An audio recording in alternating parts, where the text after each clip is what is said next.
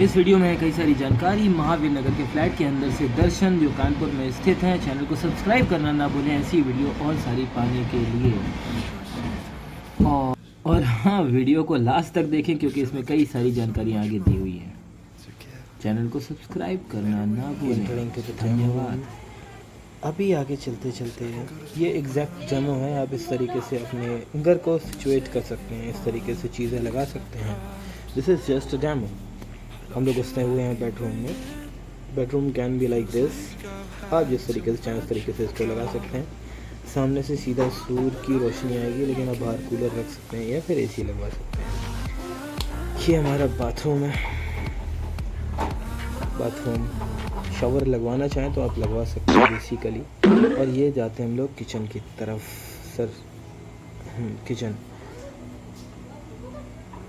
Kitchen की window की तरफ भी हम लोग बढ़ेंगे आके। आपको बाहर से नज़ारा दिखाते हैं। So this would be something like this. अभी फ्लैट्स, ये वीडियो काफ़ी पहले की है तो इसको यूट्यूब में पब्लिश करूँगा, शायद कर रहा हूँ मैं। अभी बाहर चलिए, आपको बाहर बालकनी और ये रहा बालकनी और ये तो शौचालय। पॉटी शीट अंदर लगी हुई है। आ जाइए अंदर। सो गाइस, अभी आपको ये हैंड वॉश बेसिन दिख रहा है और ये आ गया सीधा main room. You can install AC if you want. Mirror आप किसी भी तरीके से लगवाना चाहे लगवा सकते हैं, बिकॉज बहुत सारे डिज़ाइन हैं। You will feel very good here. एक सोफ़ा, आप 2 सोफ़े भी रख सकते हैं। अलमारी नहीं है इसमें, दिख रही होगी आपको। आप अलमारी भी लगवा सकते हैं इसी वॉल पे जिसमें ये पेंटिंग लगी हुई थी। तो चलिए, शुक्रिया। ठीक है, आगे बढ़ते हैं गलियारे के लिए और अब निकलते हैं बाहर। ये अपना ज़रा नमस्ते भाई लोग, क्या हाल है? मम्मी से बात करते हैं कि हम लोगों को फ्लैट आवंटित कैसे हुए, फ्लैट कैसे मिले। प्रधानमंत्री आवास योजना वाले फ्लैट ऐसे उल्टा आ रहा होगा।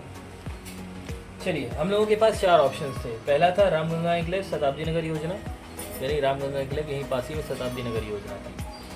दूसरा था महावीर नगर विस्तार योजना, जो मेरी मम्मी ने चुना। क्यों चुना मम्मी? हमने इसलिए चुना है, पनकी वाले बाबा। अच्छा, महावीर। ओके, तो ये इनका खास वो है, मेरी मम्मी। महावीर नगर विस्तार योजना। एक है सकरापुर योजना, जो शायद यहाँ से लगभग 25 किलोमीटर दूर पे। और चौथी योजना है भागीरथी जानवी योजना। भागीरथी जानवी योजना। और ये सभी EWS हैं, इकोनॉमिकल वीकर सेक्शंस वाले, जो आर्थिक रूप से सही मतलब क्या बोलते हैं, जो आर्थिक रूप से परेशान है ना, उनके लिए सस्ते में अच्छा फ्लैट। जैसे हम लोग परेशान थे, हैं भी। आगे देखते हैं। तो प्रधानमंत्री आवास योजना, सबके लिए आवास, हम लोगों को पहली बार मिला था। कब मिला था मम्मी? जब लोगों ने 5,000 रुपये डिपॉजिट किए थे। कैसे, क्या जब पापा ने जैसे न्यूज़ पढ़ी अखबार में? नहीं, आपके पापा ने बोला कि जब तक फार्म 5,000 का भरना ही पड़ेगा। हाँ। अगर हाँ, ये समझिए, सिचुएशन ये थी कि हम लोग के पास 5,000 रुपये जुटाने मुश्किल थे उस समय। 5,000 रुपये जुटाते, अभी ऐसी बात बोल रही मम्मी डॉक्टर ने बोल दिया था उस समय पापा की कैंसर है। हाँ, मतलब हम लोगों की हालत एकदम ख़राब थी उस समय। डॉक्टर ने इसी सिचुएशन बता दी थी, पापा के कैंसर है, तमाम सारी चीज़ें। आफ्टर ऑल हम लोगों ने 5,000 रुपये किए, पापा जी ने किए, मतलब पापा जी ने 5,000 रुपये किए। और ये फॉर्म एक भरा गया जो वहाँ HDFC बैंक से मिला।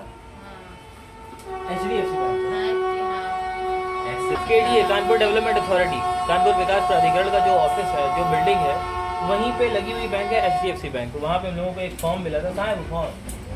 वो फॉर्म तो वहाँ जमा हो गए थे। तो बता रहे थे जैसे हम लोग की एक हम लोगों को चालान फॉर्म भरना था HDFC बैंक के थ्रू। तो ये चालान फॉर्म था 5,000 रुपये का। ऐसा फॉर्म भर दिया। 4 रिसीट फॉर्म्स होते हैं जुड़े हुए, उन सभी फॉर्म्स को लगातार एक जैसा भरना पड़ता है। तो एक KDA जाता है, एक प्रधानमंत्री कार्यालय जाता है, एक ऑफिस जाता है। तो ये 5,000 रुपये का एक ड्राफ्ट जमा करना पड़ा था DD बनवा के। इलाहाबाद बैंक हमारी बैंक थी, तो वहाँ से हमने डिपॉजिट कर दिया था। और ये जमा करने के बाद क्या हुआ था मम्मी? ये जमा करने के बाद फिर वहाँ हम गए मोती झील। हाँ, मोती झील गाय गई थी, केडीए बोला करो। हाँ के लिए गए। केडीए गई, वहाँ पे तमाम सारी जानकारी मिलती रही। फिर हम लोगों को एक बार ये आवंटन पत्र मिला, जब लोगों ने जब लोगों को पैसे जमा करने थे तो इसमें पूरा लिखा हुआ था कि किस किस तरीके से आप पैसे जमा करेंगे, ठीक है। तो शायद वीडियो में क्लियर ना है। तो हम लोगों को जमा करने थे 1,95,000 रुपये। जो पहली किस्त थी वो थी 45,000 रुपये की। तो 5,000 इधर डिपॉजिट किए, 45,000 और करने थे। तो 45,000 रुपये और जब कर दिए हम लोगों ने, तब उसके बाद 25,000 रुपये की 6 किस्तें, हाँ 6 किस्तें हम लोगों को डिपॉजिट हर करनी थी, तिमाही जमा करना पड़ता था। हर 3 महीने में। लेकिन हम लोग जमा नहीं कर पाए हर 3 महीने में। हम लोग 2 तो किस्त जमा कर दिए, उसके बाद 3 किस्तें हम लोगों ने जमा कर दी है। 3 किस्त जमा हाँ कर दी। 3 किस्तें। पापा जी ने 3 किस्त जमा करवा दी थी, और फिर उसके बाद सिचुएशन हम लोगों की बिगड़ गई थी, तो हम लोग फिर आगे डिपॉजिट नहीं करवा पाए थे। और फिर पापा जी की मतलब जब नहीं, जब 34 किस्त के नंबर आए तो इसका एक्सीडेंट हो गया।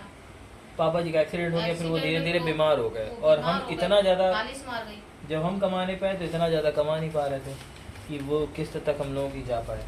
तो सिचुएशन उस समय एकदम बिगड़ी हुई थी। आखिरकार फिर वो जो 75,000 रुपये बचे हुए थे, 25,000 रुपये, तो वो 75,000 रुपये और प्लस 13% ब्याज, हाँ 13% ब्याज। 13% ब्याज हम लोगों को डिपॉजिट करना पड़ा साथ में। यानी यही 86,000 कुछ रुपए हम लोगों को डिपॉजिट करने पड़े। साथ में हम लोगों को, जब हम लोगों ने पूरे पैसे डिपॉजिट कर दिए, फिर हम लोगों को एक ये फॉर्म मिलता है, ये फॉर्म, इसमें लिखा हुआ है मेंटेनेंस चार्ज, कॉर्पस फंड और मिसलेनियस खर्चा, और एक और खर्चा लिखा हुआ है, ये क्या है, बकाया धनराशि। तो 86,000 रुपये कुछ रुपए जमा करने के बाद 344 फिर भी बकाया थे, तो हम लोगों को वो डिपॉजिट करने पड़े। 4500 रुपये का कॉर्पस फंड और 4500 रुपये का मेंटेनेंस चार्ज, ये भी हम लोगों को डिपॉजिट करना पड़ा। एक फालतू का जो मिसलेनियस खर्चा, विविध खर्चा होता है, वो 100 रुपये हम लोगों को और डिपॉजिट करना पड़ता है। यानी टोटल लास्ट में हम लोगों को 344 बकाया वाले प्लस 9100 रुपये और ये जमा करना पड़ा हम लोगों को केडीए में जाके बाहर HDFC बैंक में। ये पैसा जमा करने के बाद हम लोगों को ये एक काम करना था। ये फॉर्म में नीचे 4 चीज़ें लिखी हुई हैं। यदि आवंटी का पति पत्नी की 4 फ़ोटो, तो पापा जी है नहीं, तो पापा जी की जब डेथ हो चुकी तो उनकी फ़ोटो हम लोगों में नहीं लगी। आवंटी पति पत्नी का आधार कार्ड और एक पहचान पत्र, तो पापा जी का लगा ही नहीं आधार कार्ड, कोई काम ही नहीं था। यदि आवंटी पुरुष है तो पत्नी का नाम जोड़ने हेतु फोटो युक्त शपथ पत्र, मम्मी पुरुष नहीं है तो मम्मी हमारे नाम से था। हाँ मम्मी के नाम से ही था। मम्मी ने खुद का फॉर्म पापा जी ने मम्मी के नाम से ही भरवाया था। तो 2 गवाहों के आधार कार्ड लगे हुए थे और एक शपथ पत्र लगा हुआ था। शपथ पत्र ऐसे ही खाली लगा देना होता है, वो लेके, तो भाई ये सीन था। शपथ पत्र केवल ऐसे ही हम लोगों ने लेकर जमा कर दिया था अंदर, हाँ, बाहर से, मतलब वो दिया हम लोगों ने केडीए के बाहर से, हाँ, और उसको बनवा के वकील से साइन करवा के हम लोगों ने दे दिया था। हाँ, हम लोग सब जमा कर दिए वहाँ अंदर जाके। हाँ, उसमें कुछ भरना नहीं था। ये फोटो ये सब जमा करना शपथ पत्र, स्टैम्प पेपर वगैरह हम लोगों को सब मिला के जमा करना पड़ा था। आप कैफ़े में जाएंगे वो सब लोग जानते हैं क्या क्या करना है, पढ़ के सब कर ही देंगे। हम लोगों को ग्राउंड फ्लोर मिल चुका है, तो ये तरीका था। अब हम लोग 2 से 3 महीने में वीडियो बताइए आप लोगों को, तो 2 से 3 महीने हम लोग वहाँ पे शिफ्ट होने वाले हैं। और महावीर नगर, रामगंगा हम लोग सुनते तो उसमें बहुत पहले ही शिफ्ट हो जाते, लेकिन ये भी बहुत बढ़िया है। अभी हम लोग शिफ्ट होने वाले हैं, थोड़ा समय तो लगता ही है हर एक चीज़ में। आप लोगों को भी बधाई हो जिनको मिल गया पेपर ऐसा खाली, और एक 500 रुपये का स्टैम्प पेपर ऐसा खाली ही जमा करना पड़ता है। मैंने सभी की कॉपी करवा के रख ली है। 10 रुपये का और स्टैम्प पेपर, इसमें ये लिखा है कि मैं बयान करती हूँ कि यह संपत्ति को कानपुर विकास प्राधिकरण द्वारा फ्लैट संख्या इतनी प्रधानमंत्री आवास योजना शहरी के अंतर्गत महावीर नगर योजना कानपुर नगर आवंटित हुई है। यदि संपत्ति के पति कृष्ण कुमार स्वर्णकार का निधन दिनांक 5/11/2021 को हो चुका है, जिसके कारण संपत्ति उपरोक्त संपत्ति की रजिस्ट्री अपने नाम से कराना चाहती है। रजिस्ट्री मम्मी के नाम से है ही, तो कराना क्या है। हालांकि ये फॉर्मेलिटी थी, वी हैव डन। ये पेपर्स हैं, ये प्रोसेस था रजिस्ट्री का और सभी पैसे जमा करवाने का। लास्ट में जो हम लोगों को जमा करना पड़ा था फंड वो था 9,000 प्लस 100 रुपये, यानी 9100 रुपये। तो भाई पापा जी के बीच में डेथ हो गई थी, जिसकी वजह से हम लोग पैसे डिपॉजिट करने में समय लगा दिए। सिचुएशंस है लाइफ की, we haven't able to manage all that, लेकिन अभी सब चीज़ें मैनेज हो रही हैं धीरे धीरे। फ्लैट मिल चुका है, शिफ्ट होते हैं। रजिस्ट्री रहेगी मिलने को। हाँ रजिस्ट्री अभी मिलनी है, रजिस्ट्री में कोई खास खर्चा नहीं आएगा, अब कोई खर्चा नहीं आना है। खर्चा नहीं, बस बोल रहे थे फोन आएगा आपके पास। हाँ। तब आप रजिस्ट्री ले जाना। फ़ोन आएगा, रजिस्ट्री पेपर्स हम लोगों को लेने जाना है और शायद मीटर लगवाना पड़ेगा। हाँ मीटर बोल रहे थे, मीटर लगवाना पड़ेगा आपको। KDA ऑफिस के अंदर उन्होंने बोला मीटर लगवाना पड़ेगा। वहाँ पे वायर्स वगैरह लग चुके हैं, ब्लॉक है, हो चुका है, सब चीज़ें हो चुकी हैं। अंदर की वीडियो नहीं आ पाई थी, अंदर कमरे की वीडियो नहीं आ पाई थी। बनाई थी मैंने, पता नहीं वैसे डिलीट हो गई। मैं घर आया तो वापस तो देखा डिलीट हो गई। अगली वीडियो में आपको अंदर की वीडियो मिलेगी। और कुछ भी चाहिए, कुछ भी चाहिए, कुछ भी चाहिए फ्लैट से रिलेटेड। और बड़ी मुसीबतों का हम लोगों का फ्लैट है। हाँ बड़ी दिक्कतों का, काफ़ी दिक्कतों के बाद ये सब चीज़ें हम लोगों को नसीब हुई। 25 साल मतलब बाद पापा जी अपना की डेथ हो मकान। गई 25 साल बाद अपना मकान। हम लोग गांव में रहे थे तब अपना मकान था, वो भी सब तमाम सारी चीज़ें हो गई। और सबसे बड़ी चीज़, सबसे बुरी चीज़, सबसे ख़तरनाक चीज़ ये हुई है कि पापा जी की डेथ हो गई। चलिए बहरहाल डिपॉजिट हो गया सब कुछ। अभी कोई ये है कि सब बढ़िया है। और हाँ, अगर आप टाइम से पैसे जमा नहीं कर पाते हैं तो आपको 13% काट के पूरे पैसे वापस कर दिए जाएंगे। पूरे पैसे, वो 5,000 नहीं, पूरे 45,000 जो 25-25 हज़ार रुपये जमा किए हैं। अच्छा, इसमें लिखा भी हुआ है कि एक मेंटेनेंस चार्ज, इसमें ऊपर लिखा हुआ है, जब आप इस बुक को पढ़ेंगे इसमें लिखा हुआ है कि मेंटेनेंस चार्ज और कॉर्पस फंड आपको डिपॉजिट करना पड़ेगा। हमने तो, मेरी काफ़ी बहस हो गई थी वहाँ पे, क्योंकि उन्होंने कहा, मतलब इसमें बुक में पहले यही लिखा था कि आपको केवल मेंटेनेंस चार्ज जमा करना है। तो उन्होंने कहा सर ये जमा करना पड़ता है। तो हम गए उपाध्यक्ष साहब के पास, वहाँ पे पूरी बात की। हालांकि पता चला कि हाँ डिपॉजिट करना पड़ेगा। Then we have done all that, सब कुछ होता चला गया। इस बीच सबसे बड़ी जो घटना हुई है, सबसे जो पहाड़ सा टूटा है, वो उसका एक कारण यही है कि पापा जी की डेथ हो गई है। अभी तो हम लोग रखते हैं, फिर मिलते हैं आपसे अगली वीडियो में। तब तक के लिए टाटा, गुड बाय। और सब्सक्राइब करो भाई, बोलो मम्मी, सब्सक्राइब करो भाई। सब्सक्राइब करो भाई। राधे राधे। बोलो सब्सक्राइब, बोलो पूरा जल्दी बोलो, उसमें आएगा। बोलो सब्सक्राइब, शेयर, बोलो सब्सक्राइब, बोलो सब्सक्राइब, ना मारो, बोल। ऐसे नहीं बोलते भाई ये बोल नहीं रहा, लेकिन सब्सक्राइब कर देना यार। तो भाई ये फ्लैट अभी दूसरे डेमो के अलावा ये वाला फ्लैट है, एकदम क्लीन एंड क्लियर। वो दूसरा वाला कमरा है, ये पहला कमरा है जिसमें एंट्रेंस हम लोग लेंगे।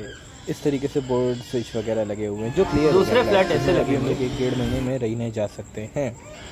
तो चलिए रूम के अंदर एक बार चल के देख लेते हैं। इस तरीके से आपको रूम का जायज़ा लेना चाहिए। और इसमें एक टार्ड भी है, स्लाइडिंग विंडोज़ हैं, आप यहाँ पर्दे वगैरह लगा सकते हैं जैसे आपने देखा है वो डेमो वाले रूम में।